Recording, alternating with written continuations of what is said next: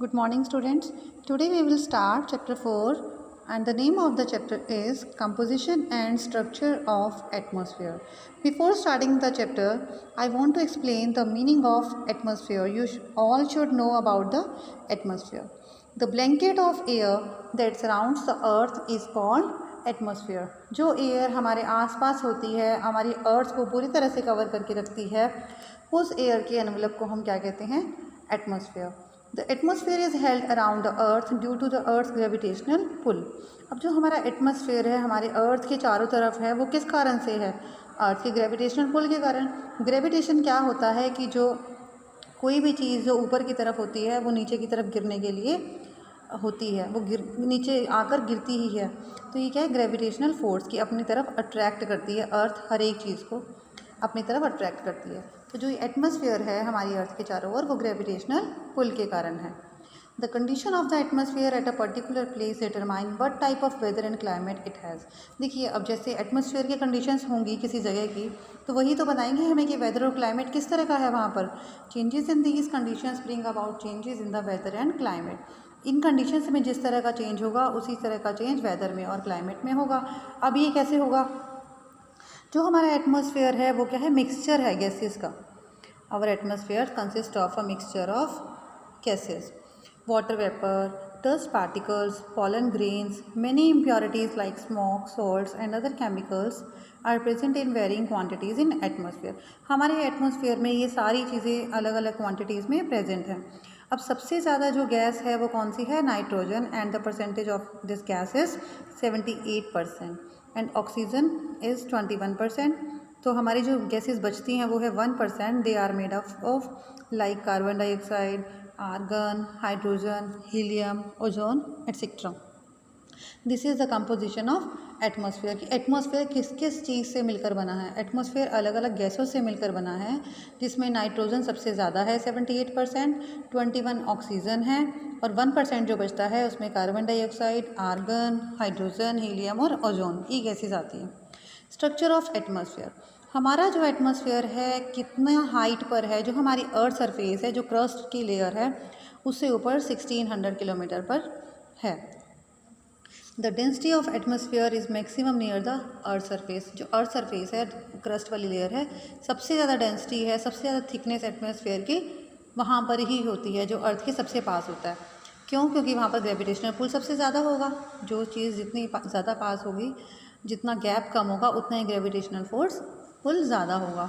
और जो ऊपर वाली लेयर्स हैं एटमॉस्फेयर की, वो लोअर लेयर्स के ऊपर होती है, मतलब एक लेयर के ऊपर लेयर होती है.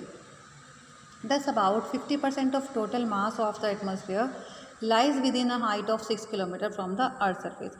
इसीलिए जो हमारे एटमॉस्फेयर का 50% एरिया है, जितना भी अर्थ सरफेस के ऊपर है, उसका 50% जो है वो अर्थ सरफेस से 6 किलोमीटर की हाइट पर है.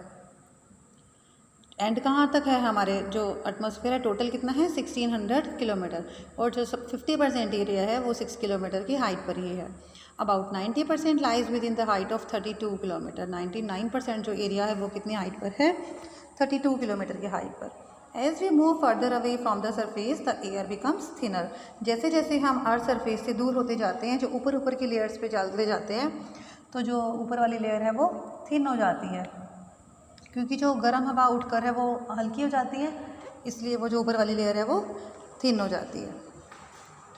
The atmosphere is divided into 5 layers based on composition, temperature and other properties. Atmosphere को हम 5 लेयर्स में डिवाइड कर सकते हैं, जो कि कंपोजिशन मतलब वो किस किस चीज़ से बनी है, टेम्परेचर, हर लेयर का टेम्परेचर कितना है, और दूसरी जो प्रॉपर्टीज़ हैं उसमें क्या क्या फीचर्स हैं, इस पर डिपेंड करता है. Starting from the surface of earth the layers are called. देखिए, अब जो हम एटमॉस्फेयर की लेयर्स की बात कर रहे हैं, फर्स्ट जो है अर्थ सरफेस के अकॉर्डिंग कर रहे हैं, सबसे नीचे वाली जो लेयर है वो क्या है? ट्रोपोस्फेयर. उसके बाद stratosphere, third mesosphere, fourth thermosphere, fifth is exosphere. ये जो लेयर है थिकनेस में भी अलग अलग है, मतलब इनकी जो लेयर की मोटाई है, थिकनेस है, वो भी अलग अलग है. अब फर्स्ट लेयर है जो ट्रोपोस्फेयर. देखिए, हम इस डायग्राम में देख सकते हैं, ये जो हमारा अर्थ सरफेस है, सबसे नीचे वाली लेयर है, ये अर्थ सरफेस है, जहाँ पर ये ग्रीन पार्ट दिखाया गया है, ब्लू पार्ट दिखाया गया है. ब्लू पार्ट ओशन को शो कर रहा है और जो ग्रीन पार्ट है ये हमारे लैंड एरिया को शो करता है.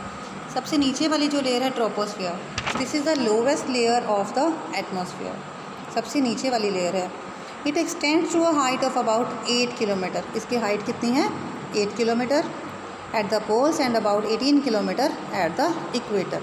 पोल्स पर इसकी जो हाइट है वो 8 किलोमीटर है और इक्वेटर पर 18 kilometre. It is the densest part of the atmosphere, सबसे ज़्यादा डेंस पार्ट है, सबसे ज़्यादा घना, क्योंकि यहाँ पर बिल्कुल ही हमारी अर्थ के पास है, इसलिए सबसे ज़्यादा सॉलिड, सबसे ज़्यादा डेंस पार्ट है। Dust particles, water vapour and other impurities are found only in this layer. देखिए ये जो अर्थ के बिल्कुल पास है, इसीलिए जो अर्थ पर जितनी भी डस्ट होती है, वाटर वेपर होता है और जो दूसरी इम्प्योरिटीज़ होती हैं जैसे स्मोक लगा लो, smoke from vehicles, other type of impurities are found only in this layer.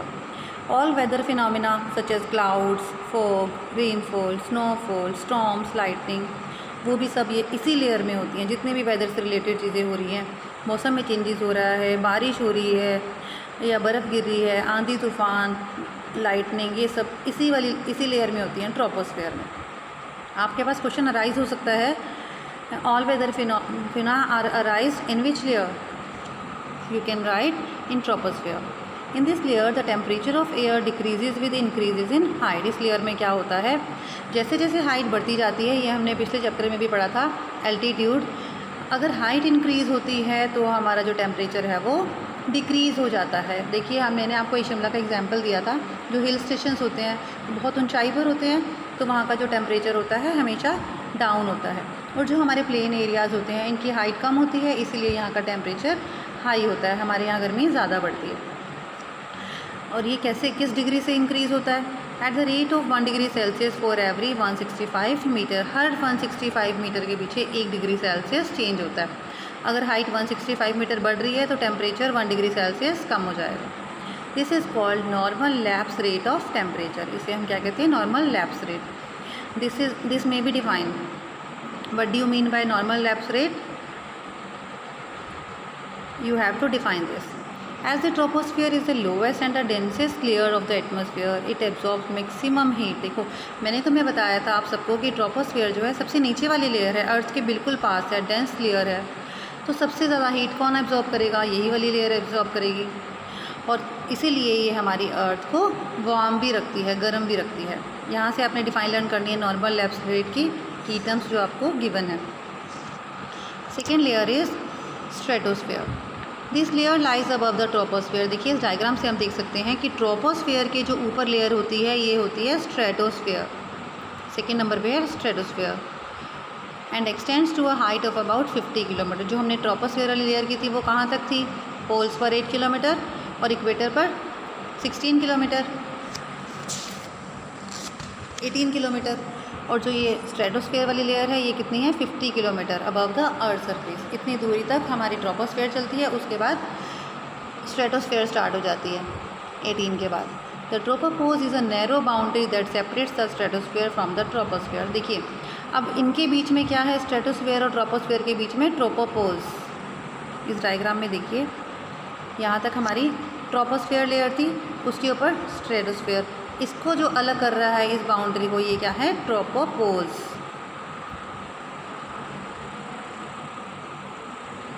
In the lower part of the stratosphere temperature remains constant. जो स्ट्रेटोस्फेयर का लोअर पार्ट होता है टेम्परेचर बिल्कुल फिक्स रहता है, ना ज़्यादा होता है ना कम होता है, क्योंकि ये बिल्कुल ट्रोपोस्फेयर के ऊपर वाली लेयर होती है। जितने भी वेदर फिनोमिना होते हैं मैंने आपको बताया था ट्रोपोस्फेयर में हो जाते हैं, तो ये यहाँ टेम्परेचर कांस्टेंट रहता है। In the upper part of this layer, अब सबसे जो ऊपर वाली लेयर है जहाँ पर ये लेयर ख़त्म होने को होती है, there is a gradual increase in temperature. Temperature बढ़ना स्टार्ट कर देता है, क्योंकि जो वार्म एयर है हल्की होकर ऊपर उठ जाती है, इसलिए वहाँ पर टेम्परेचर बढ़ना स्टार्ट कर देता है। There are virtually no clouds and very little dust and water vapour in this layer. इस लेयर में ना तो क्लाउड्स होते हैं ना ही डस्ट होती है, डस्ट अगर होती भी है तो ना के बराबर, बहुत कम। वाटर वेपर भी बहुत कम होते हैं क्योंकि वो सारी चीज़ें ट्रोपोस्फेयर में होती हैं। Convection currents of air are also absent. Convection currents भी नहीं होते हैं। So are all sorts of weather phenomena.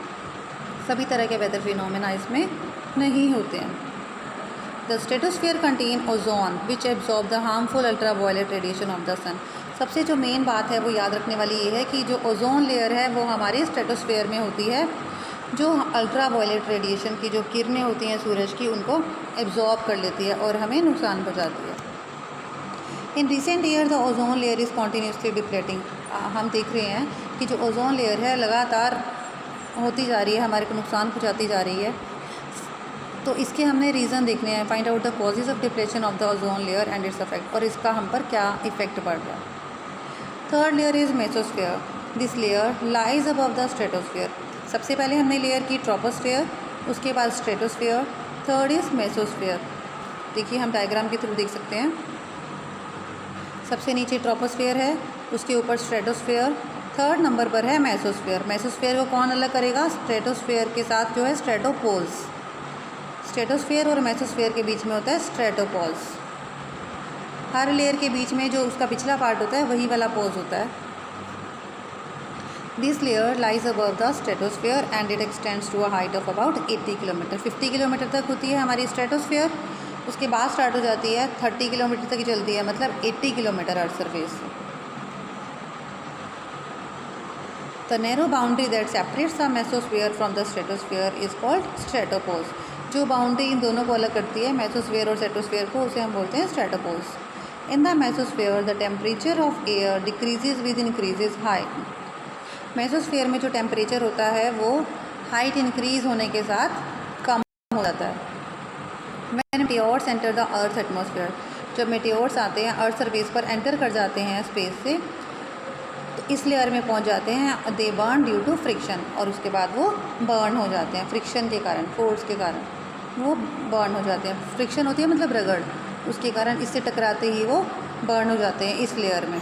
आपके पास क्वेश्चन आ सकता है कि in which layer meteors enter from space and burn due to friction, you have to write mesosphere. Next layer is thermosphere that is above the layer of mesosphere. This layer lies above the mesosphere and it extends up to a height of about 450 kilometre.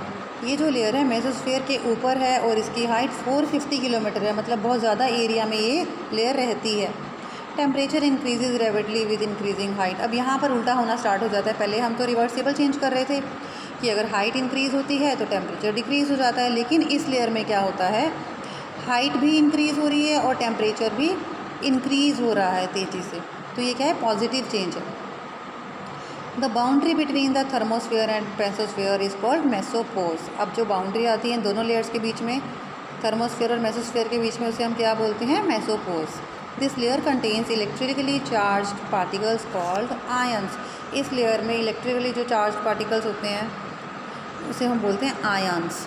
These particle reflect radio waves back to the earth surface. यही particles radio waves को वापस earth surface पर भेजते हैं, और जिसके कारण हम वायरलेस कम्युनिकेशन चला पाते हैं। जैसे हमारा फ़ोन है, टेलीविज़न है, ये सारी चीज़ें जो हमें सिग्नल मिलते हैं इसी के थ्रू मिलते हैं। अगर ये लेयर ना हो तो इसमें आयन्स ही नहीं होंगे। अगर आयन्स नहीं होंगे तो हमें रेडियो वेव सिग्नल भी नहीं मिलेंगे, और ये सब सिस्टम जो हम चला रहे हैं आजकल मोबाइल नहीं चला पाएंगे।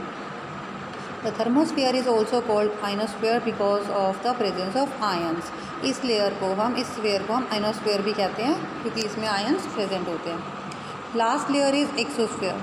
Upper most layer of the atmosphere is called exosphere. सबसे ऊपर वाली लेयर होती है ये हमारे एटमॉस्फेयर की, इसे हम बोलते हैं एक्सोस्फेयर। देखिए हम डायग्राम्स में देख सकते हैं, ये जो हमारी सबसे ऊपर लेयर है ये है एक्सोस्फेयर, और इसकी हाइट हमारे पास कितनी है, 690 kilometre. It extends to a height of about 1600 kilometre and gradually merges with interplanetary space. ये जो है सबसे ऊपर वाली लेयर है, और इसीलिए इंटरप्लेनेटरी जहाँ पर हमारे प्लैनेट्स होते हैं स्पेस में, उसके साथ ये मर्ज हो जाती है, मिल रही होती है, मिक्स हो जाती है। This layer is extremely rarefied. Very light gases like hydrogen and helium are found in this layer. क्योंकि ये सबसे ऊपर वाली लेयर होती हैं तो सारी जो गैसेस हैं वार्म होकर ऊपर जा चुकी होती हैं, बहुत हल्की हो जाती हैं, तो हाइड्रोजन और हीलियम इस लेयर में मिलती हैं। Significance of atmosphere. एटमॉस्फेयर हमारे लिए क्यों इम्पॉर्टेंट है? There are many ways. देखिए जो इसमें फर्स्ट गैस मिलती है नाइट्रोजन, वो किस लिए काम आती है, to maintain the fertility of soil and is vital for plants. सबसे ज़्यादा जो नाइट्रोजन गैस प्लांट्स के लिए ज़रूरी है, उनकी ग्रोथ के लिए, सॉइल फर्टिलिटी बनाए रखने के लिए, उपजाऊ बनाए रखने के लिए। सेकेंड, ऑक्सीजन होती है उसमें जो हमारी ब्रीदिंग के लिए ज़रूरी है, उसके बिना हम सर्वाइव नहीं कर सकते।